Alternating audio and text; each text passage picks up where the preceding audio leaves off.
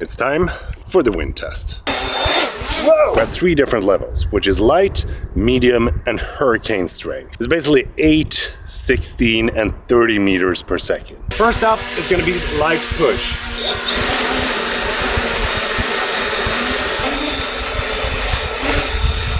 Pass the test. Medium push.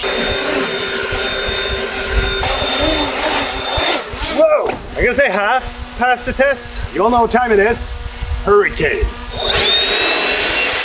Whoa! We're gonna try it one more time. Drone is all good though. Camera seems fine, so no issues there. Do not fly in hurricane speed. Next up, Mini 5 Pro. During the last test, it did manage to stay afloat when we were using the light, medium, and half hurricane strength, so it's gonna be interesting to see how it does today. One thing that I am noticing though is how much faster the Mini 5 Pro boots up compared to the Mini 4. The light test. Pass with flying colors. Medium. So as far as wind resistance go, I'm gonna say that the Mini 5 Pro is way more steady. Next up, hurricane.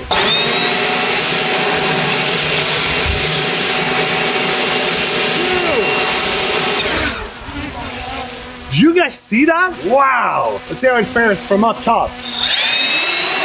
Oh! I'm not gonna push it any further because I know from the previous test, and if you haven't seen that video, you should definitely head over and check it out. That if we shoot hurricane strength from upwards draft, it's going to crash. I was actually expecting a very similar performance between the two. Another difference between the drones is that on the Mini 4 Pro, you have screws to be able to take off the prop, but on the Mini 5 Pro, you can actually do the classic push and twist to get the props off. So when you're in the field, you don't need to think about having any tools with you because now you can just twist and turn. I also want to take a look at the weight of the drone to see if it actually is true. We have no SD card in the drones.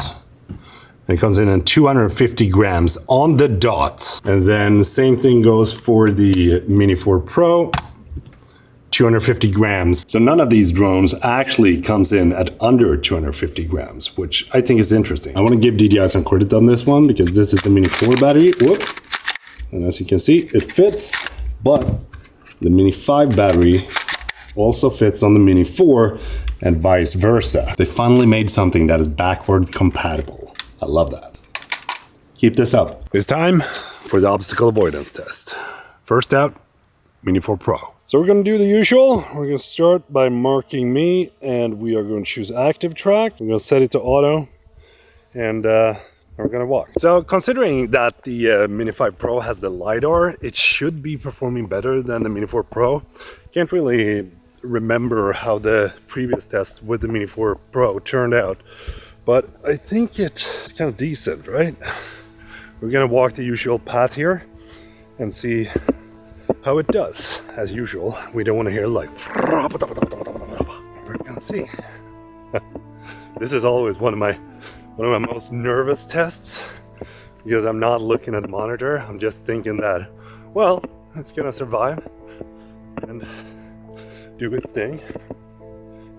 But honestly, they're so freaking good nowadays that... Ooh, what happens? He lost us. Interesting. Come. Choose active track and we're gonna go again.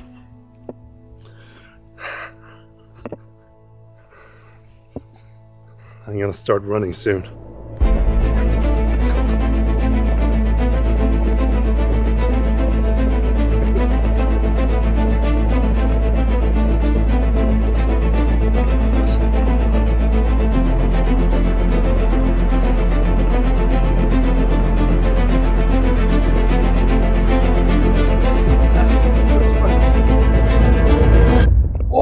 So not only did I manage to outrun it, but it also crashed into a tree.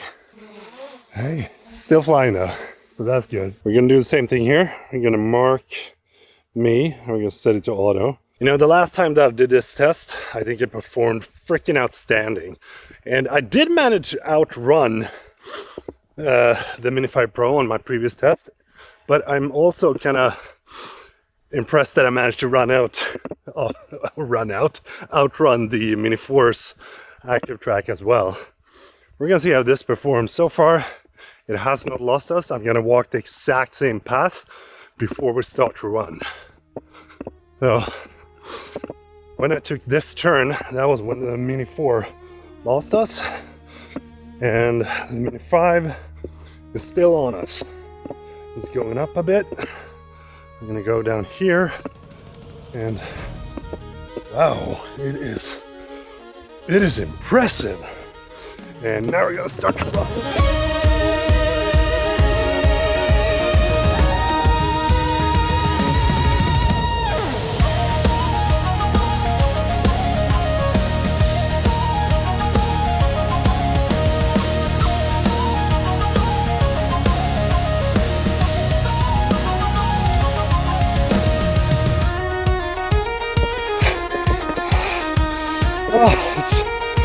I didn't.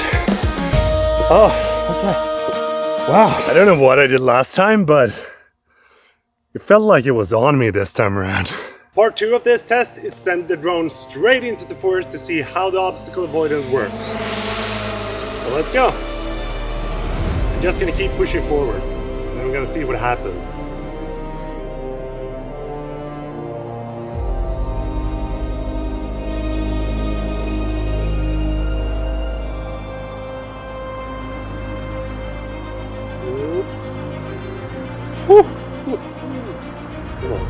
Wow!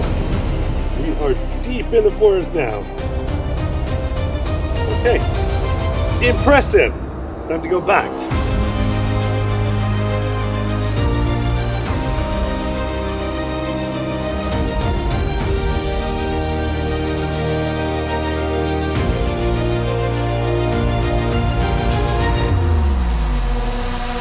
That has got to be one of the most impressive obstacle avoidance tests yet. Part number 2 for the Mini 5.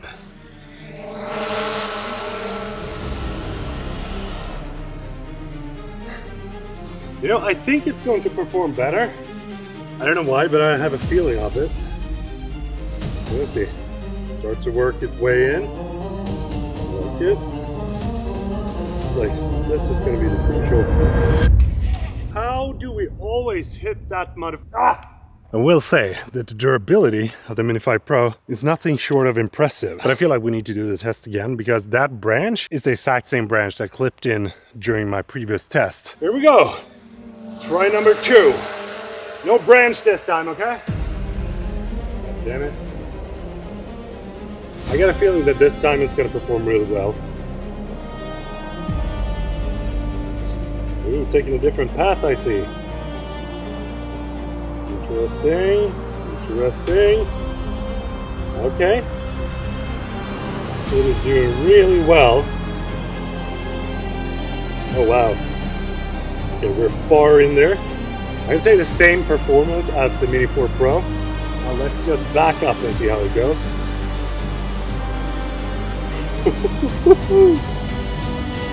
Okay. All right, took a little bit of a different approach. This tiny branch right here. But I gotta say, I managed to stick the landing really well. This is the 4th time that I'm crashing the Mini 5 Pro, and nothing is broken. Like all the props are still working fine, and there's no damages to them even. I'm really impressed by this drone so far. I'm gonna use the decibel meter in my Apple Watch to see how loud each drone is. Mini 4 Pro, first out.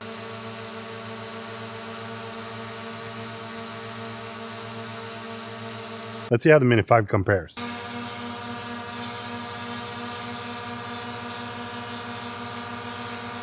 The next test is something that I will only use in comparison videos. It's called Spot the Difference.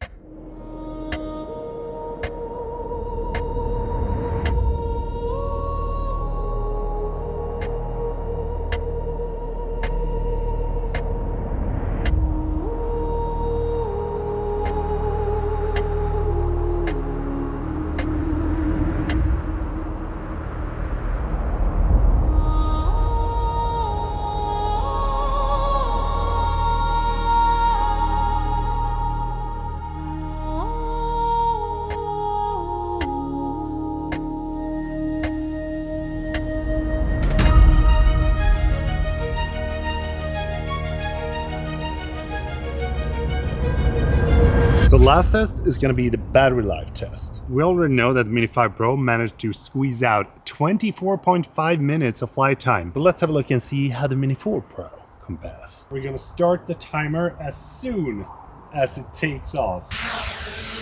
There we go. I have a feeling that we're going to get pretty much the same battery life out of this that we did from the Mini 5. Low battery landing. Aircraft landing in current location after countdown. Potentially we would be able to fly this a little bit longer, because if I press up, you can see that it goes up. But this is not something that you should do unless it is an emergency, because you don't want to push it. Oh, there we go.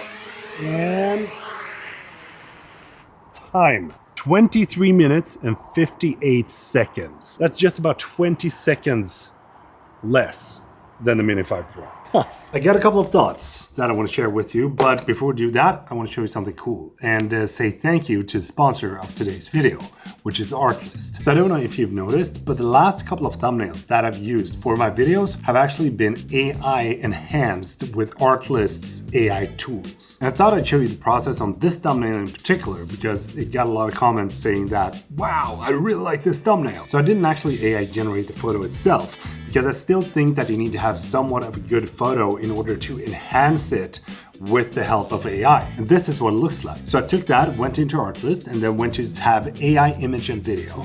Then I went to the image to image with the nano banana model selected. And from there, what you need to do is to write a prompt of what you want the nano banana model to do to your image. So I told it to add a little bit glow around the prop arcs, make it more epic. I boosted the highlights, and I wanted to give the image a teal and orange vibe all the way throughout. And I'm not gonna lie, it's probably not gonna be perfect the first time, but what I do like about it is that you can tweak as you go. And I gotta be honest and say, for me, it's been a game changer, because all the thumbnails on my last 10 videos are AI enhanced with this tool in particular. Because doing all these things in Photoshop took me hours. Now I can do it in like 15 minutes. But once I had the final look that I was after, I dropped it into Photoshop, I upscaled it a little bit to match the original photo that I had, and I made sure to mask back the original text from the underlying layer, because somehow AI always messes that up. And there you go, a thumbnail that bridges the gap between fake and real in a very nice way, in my opinion. So if you want to try it out, I'm going to drop a link to Artlist in the description down below. Head over there, check it out. I've been using Artlist for over 6 years at this point, and it's so freaking cool to see all the different tools that they're implementing on a daily basis. I honestly can't keep up, but I'm getting so much value out of this. Okay. So the Mini 5 Pro handles winds a lot better than the Mini 4 Pro, in my opinion, or at least in this test that I couldn't conclude. But it also feels like it's a little bit faster and more steady in the air while you're actually flying it. And when it comes to the active track, I'm going to say that it's definitely improved. It feels like this is locked on there when you compare it to the Mini 4.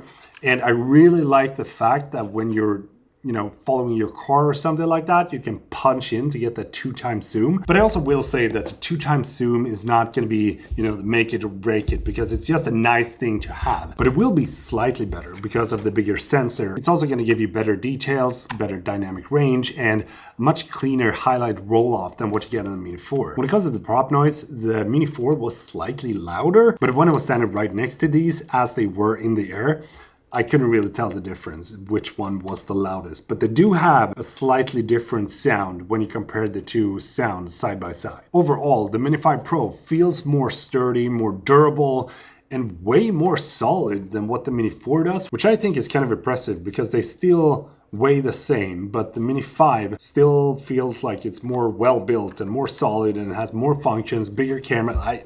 Honestly, I don't know how they make it. But with that said, I don't think it's a worthy upgrade if you're rocking the Mini 4 Pro. I do think that if you're using, say for example, the Mini 3, you should absolutely go for the Mini 5 if you're looking to upgrade. I would love to know what you think. I think that it's cool to see how far we've come in the drone world compared to when I started back in 2017. But do drop a comment down below on what you thought about this video and if you liked the tests. If you did, don't forget to give it a like and subscribe, and I will see you in the next video. Peter från Sweden saying goodbye.